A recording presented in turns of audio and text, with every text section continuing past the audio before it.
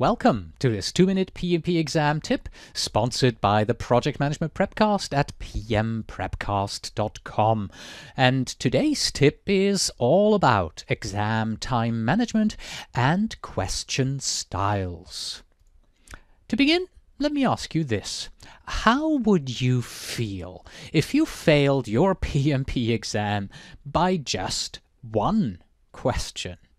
Well, to avoid this, you can use your exam time wisely by applying appropriate strategies. And here are two such strategies. First of all, 4 hours is plenty of time for you to read and reread all the questions. So you should be able to go through all the questions in your first pass in about 2 to 3 hours. During this first pass, you'll probably not know all answers to all questions. That's okay. That's what we have the mark feature for.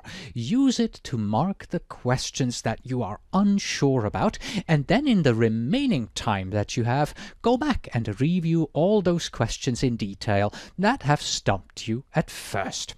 Another strategy is to concentrate on the easier question first. And by easier, I mean those questions that for you personally are easy to find the correct answers for quickly, and then come back later for the harder ones in the second pass. In this way, if you are confronted with a particularly puzzling question, again, you will simply mark it and move on to the next easy question. Many test takers also report that sometimes, as they are going through the succeeding questions, they will find the clue that gives them the nudge to realize, oh yes, that was the correct answer for the one that I have skipped 10 questions ago. Remember also that some questions will appear to have 2 correct answers. In this case, you have to answer the question by trying to think like the PMBOK guide. So if you have studied and understood the concepts from the PMBOK guide, then there is really not much to fear before going into the exam room. And don't be surprised to come across questions that are framed in an unusual way or use terminology that are unfamiliar to you.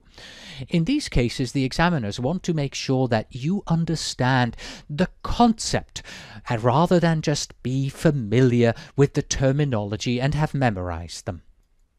Last but not least, remember to check and check and check again that you have answered all questions. Yes, it's extremely important to make sure that not a single question is unanswered, because there is no penalty for answering a question incorrectly. So go ahead, make a guess on those questions where you really have no idea.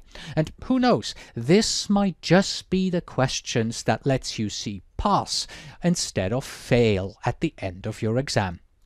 And that's it for this tip. Don't forget, if you want more tips like this one, then stop by at pmprepcast.com/tips.